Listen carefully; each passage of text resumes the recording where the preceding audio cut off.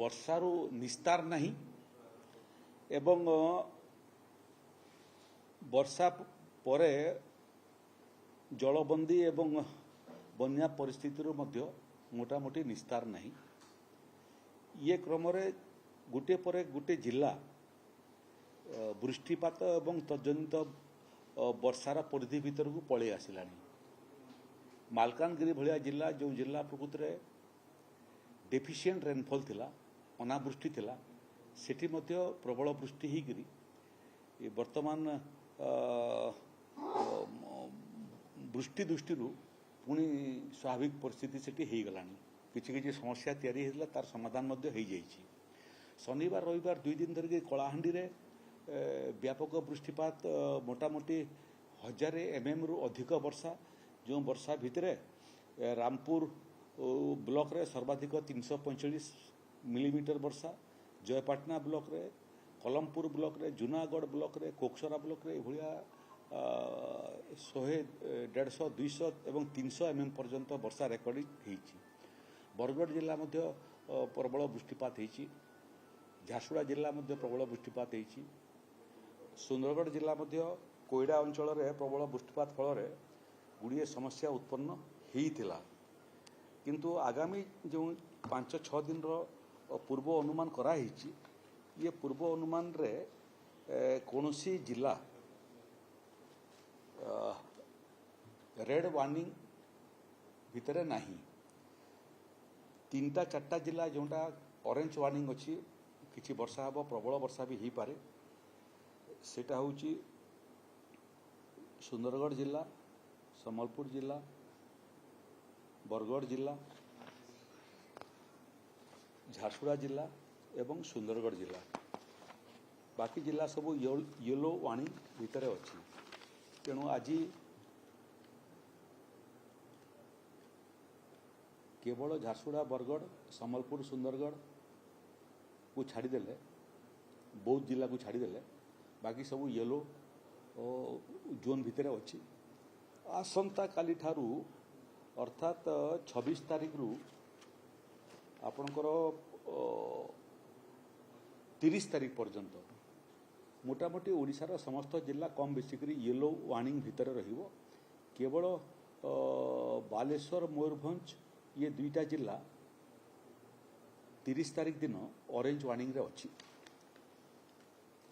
गत किछि दिन धरिक जो वर्षार वित्पात चली से परिस्थिति वर्तमान सुधरवाटा आरंभ हलानी।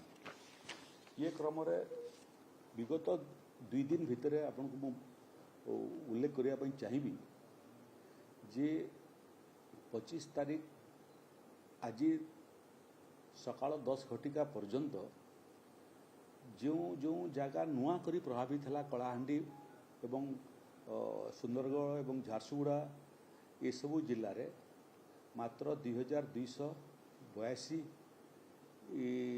लोक इवाकुएटेड होती, स्थानांतरित होती। नुआ करी 95टा रिलीफ सेंटर मध्य खोला होती। सामग्रिक भाव में देखिले वर्तमान ओडिशा रे रिलीफ सेंटर संख्या है 957। ये जो नुआ करी 2282 व्यक्ति स्थानांतरित होती तार जदि सामग्रिक हिसाब देखिए आपण अद्यावधि स्थानांतरित होता लोकंकर संख्या है 4,94,125 एवं एमान भितर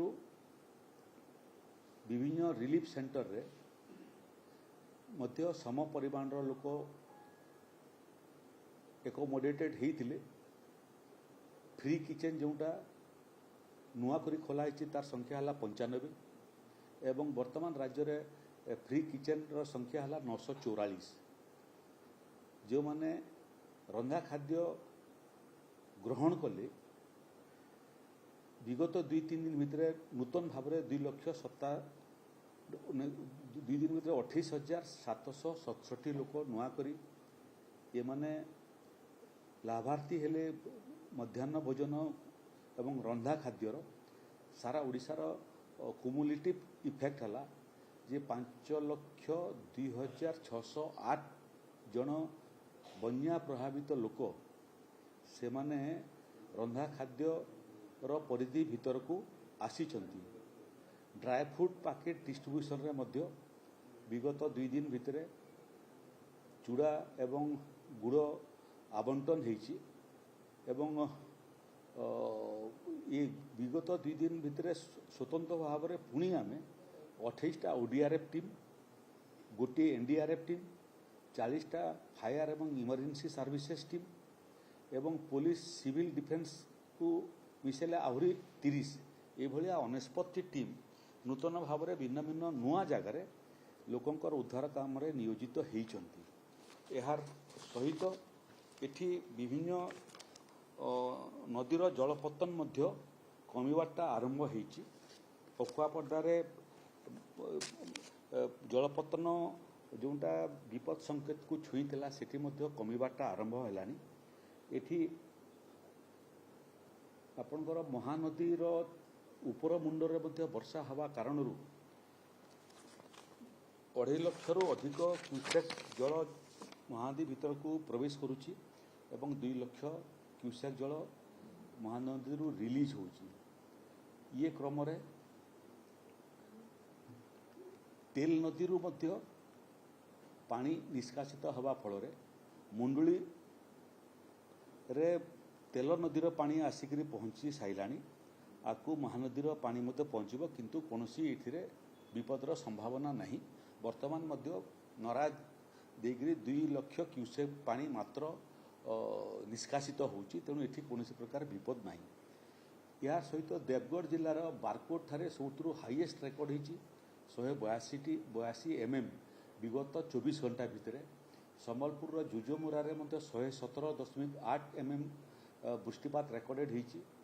रायगड़ार चंद्रपुर ठारे मध्य 115 mm वर्षा रेकर्डेड होची एवं बलांगीर सांगे सांगे सुवर्णपुर कलाहांडी बरगढ़ सुंदरगढ़ बौद्ध झारसुगुड़ा नवरंगपुर कोरापुट मालकानगिरी भली जिला मानकु मध्य 45 mm रु 100 mm पर्यंत पानी वृष्टिपात रेकर्डेड होईची।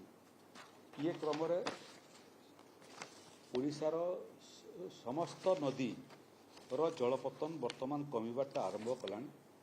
से भितरे आपणकर महानदी उपर मुंडरे जो कथा मु उल्लेख करुଥିଲି उपर मुंडरे आज सकाळ 8टा पर्यंत जो तथ्य आम पाखे हस्तगत होईची सेतिरे महानदीर खैरमाल ठारे 5,55,000 क्यूसेक पानी प्रवेश करुच्ची। बारमूल ठारे 2,30,000 क्यूसेक पानी प्रवेश करुच्ची। मुंडली ठारे 2,09,000 क्यूसेक पानी प्रवेश करुच्ची। तेल नदीर पथरला ठारे 1,94,778 क्यूसेक पानी प्रभावित होउची। ये क्रम रे हीराकुदर रिजर्भर मध्य जोटा सर्वोच्च जल स्तर 630 फुट थिबा समय एबे आमे 622.8 फुट पानी अच्छी तेणु डेंजर लेवल ठारू आमे ढेर तले अच्छु एवं 16टा गेट रे पानी निष्कासित होउची। से क्रमरे रेंगाली रे मध्य आमे जलपतन जोटा स्वाभाविक लेवल ठारू कम अच्छी। इंद्रावती रे मध्य तलकू जलपतन कमिलानी। अपर कोलाब रे बालीमेला ठारे माछखुन ठारे सालिंदी लोअर इंद्र लोअर सुक्तेल एवं कानपुर ये सबू रिजर्भर मानकू मध्य जलस्तर कमिची एवं एबे स्वाभाविक भाव में जल निष्कासित होउची। एई नदी मानक ठारू एवं डैम ठारू आसंता 24 घंटा 48 घंटा भितर कौन प्रकार विपद आम आशंका करूना। हीराकुद रे जोटा आपन को उल्लेख करी 2,23,000 क्यूसेक पानी प्रवेश करुच्ची एवं 2,33,000 क्यूसेक पानी निष्कासित होउची। रेंगाली रे मध्य 2,80,000 क्यूसेक पानी प्रवेश करुच्ची 3,27,000 क्यूसेक पानी निष्कासित होउची। ये सब दृष्टि आगामी 4-5 दिन विभिन्न जिले में येलो वार्निंग थिबा जिला मान को कम वर्षा ऑरेंज वार्निंग थिबा जिला मानकु यथा सुंदरगढ़ संबलपुर और झारसुगुड़ा देवगढ़ ये जिला मानकु किछि वृष्टिपात हबो कौनसीटा रेड जोन रे नाही।